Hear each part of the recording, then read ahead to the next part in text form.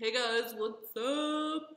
Welcome back to my trending series. On this episode, I want to talk about something that I've noticed and I've talked about lots here on my channel so far is the current obsession and hopefully continued obsession with all things artisanal. Now, I think I'm going to make some guesstimations here because, as much as I would love to know everything, no one can know everything. And I'm not certain about anything because I am constantly sponging for new information. Now, I've just noticed a lot among myself, my friends, my co-workers, my colleagues, and some of the interns and assistants I work with, there's been a real change in how we shop from kind of more mass market brands to really supporting more local, handmade kind of artisanal brands. Not kind of, they are. I think that there's a big change going on in people kind of choosing not to take big corporate jobs and choosing to they are, to make things that they love. I've noticed such a huge thing happening with the makers community. I've been going to Portland every couple years and, I spend time obviously I live in Venice in California, spending time in Brooklyn and in New York, and I've just really noticed kind of the incredible coolness in fashion, home, lifestyle, and beauty, this change to really artisanal based product. Now, artisanal kind of to me means more handmade. It doesn't mean there's not machines involved, but kind of being made in one studio by a couple of people who really love what they're doing and who are really skilled craftsmen at what they are doing. So, I have some stuff coming up here on the channel, like some shopping episodes on some things I've personally purchased that I'm obsessed with from more local, artists, designers, and brands. This gorgeous vintage poncho that is all hand-stitched, I got from RTH in LA on La Cienega that I am obsessed with. They have the coolest clothes. They're doing a lot, a lot of people are doing repurpose, like I love redone jeans. I love people who are repurposing vintage and kind of leftover fabrics.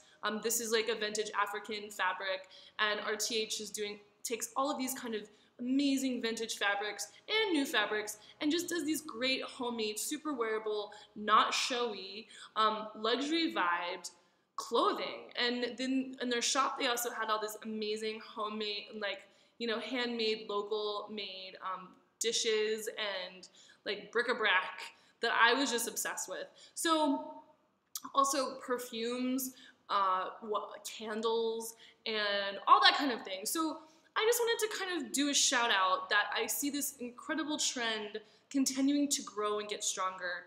And just kind of be in the conversation with you guys about what you think about it. How do you feel about supporting local? I've just been hearing more and more, I think it's great that people are choosing to support their community. They're choosing to support people who are making things in their town or in this country. And also, the fact that brings jobs to the table for people. And you can also kind of be in charge of your own fate. I think from my crazy hippie standpoint, I do think that the energy of the person making whatever product it is goes into the product. So when someone loves making jelly or jam or preserves, or they love making denim ponchos, I feel like you can really feel that when you hold the product or use the product or eat the product or wear the product on your face. You can really feel the love that the product's made from, I think. So I think it's really cool that people, younger people, and I know people in their 40s who are doing this too, are choosing to support local brands, American-made brands, or just brands that are made with integrity by skilled craftsmen and people who love what they're doing. So, I thought it was interesting. I read in Women's Wear last year that the #1 kind of highly considered label in clothing is made in the US. And then the second highly considered luxury label is considered made in Italy. So I think that's really, really great. I'm not saying there's anything wrong with mass market. I still shop at mass market places when I have to, especially when I'm on a budget. Everybody's got to go in IKEA every once in a while. But I think there's something really nice. I was in West Elm, and I just recently was with my boyfriend, and we bought a bed for his apartment where I am, a loft, here in Milwaukee. But even West Elm we bought this really cool bed frame that is made in America. It's made in North Carolina, and it's all wood that's, repurposed from old shipping pallets. So I think things like that are really great, and that you know, as much as people can choose to support local and also to be able to really handpick and curate your life to have specially made things that are going to last for a long time. The other thing I love about artisan and locally made is that it does last longer, just because it usually is made sturdier and it's not made quickly in a factory somewhere. So what else do I have on my list here about this? I think that there are a lot of great stores I've been finding too. Even here in Milwaukee, I found a great store that's carrying all local candle makers and dishes and you know, really cool wooden things for the kitchen, like spoons and all that kind of stuff. I think all that is great. Finding places like that in your neighborhood.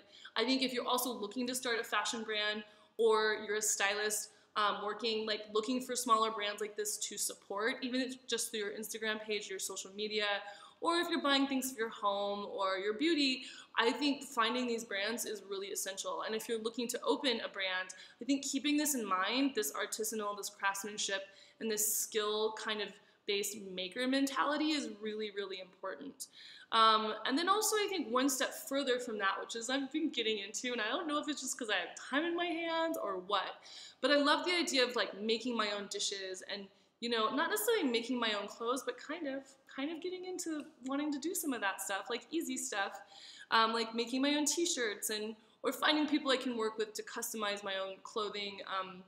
And so it's just about everything being super personal and things that you love and that relate kind of back to you and that people that you love are making them, and supporting your local community. So especially I think America going through so much change with the recession the last couple years ago, and I think just the whole way we're working has changed significantly.